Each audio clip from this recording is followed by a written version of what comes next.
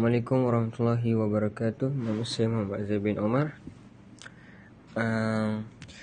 Untuk video ini saya ingin membentangkan tentang projek tahun akhir saya, iaitu projek My OJT Track. Untuk sedikit pengenalan tentang aplikasi My OJT Track ini ialah kegunaannya untuk pelajar isi kehadiran, isi maklumat aktiviti mereka di pusat latihan industri. Lepas tu penyelia boleh cek rekod kehadiran aktiviti mereka. Jadi untuk paparan yang pertama, di sini ada dua peranan, iaitu pelajar dan PPO dan atau PO. Jadi kalau anda pelajar, tekan saja di bahagian pelajar. Lepas itu akan muncul dua pilihan, iaitu log masuk dan daftar akaun. Jika anda belum ada akaun, anda daftar akaun dahulu sebagai contoh.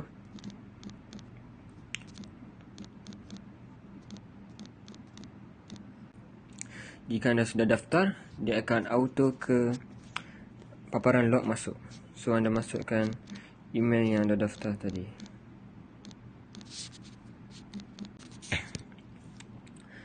Okey, lepas log masuk sebagai pelajar perlu memasukkan kod keselamatan yang dipaparkan di bawah butang masuk itu.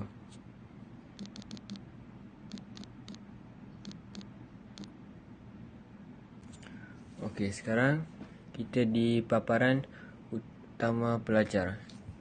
Jadi di paparan ini kita ada butang mode, iaitu night mode atau light mode. So bila kita tekan, dia akan tukar kepada night mode. Kalau kita tekan balik, dia akan tukar pada light mode. Dan di sebelah button light mode tu kita ada button logout. So bila tekan tu, dia akan terus ke paparan log masuk atau daftar akaun. Jadi di sini terdapat dua pilihan yang pelajar boleh pilih ataupun pelajar perlu pilih, sebab mereka kena isi kedua-dua ini.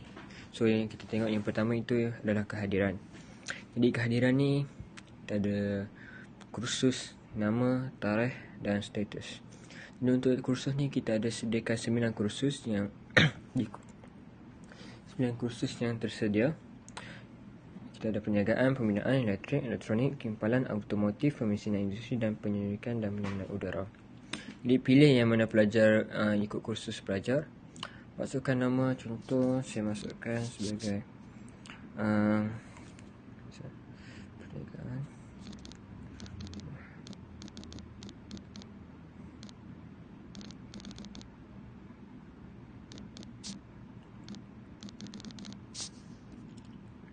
Masukkan tarikh. Jikalau hadir, klik hadir. Jikalau tidak hadir, perlu maknai gambar sebagai contoh, sebagai bukti yang ketidakhadiran. Contoh gambar yang selalu diterima, MC dan sebagainya. Contoh.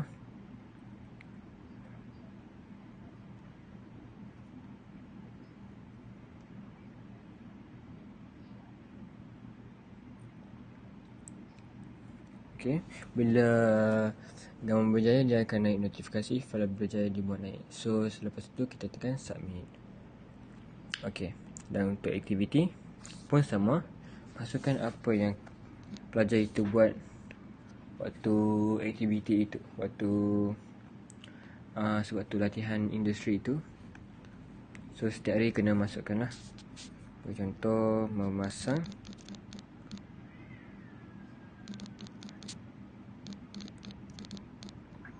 nama, masukkan nama yang kita, nama pelajar lah.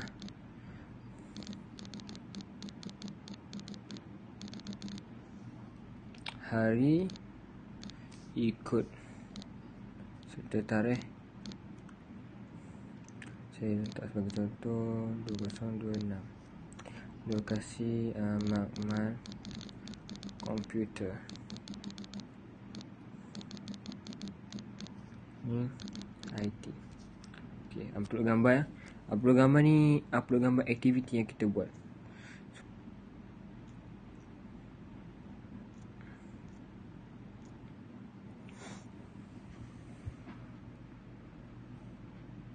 Okey, lepas dah upload gambar, tekan saja butang submit. Okey, siap. Okey, sekarang kita lihat ke paparan admin, iaitu PO atau PPO. So, macam biasa, kalau tiada akaun, daftar akaun. Kalau ada akaun, nak masuk. Jadi saya letak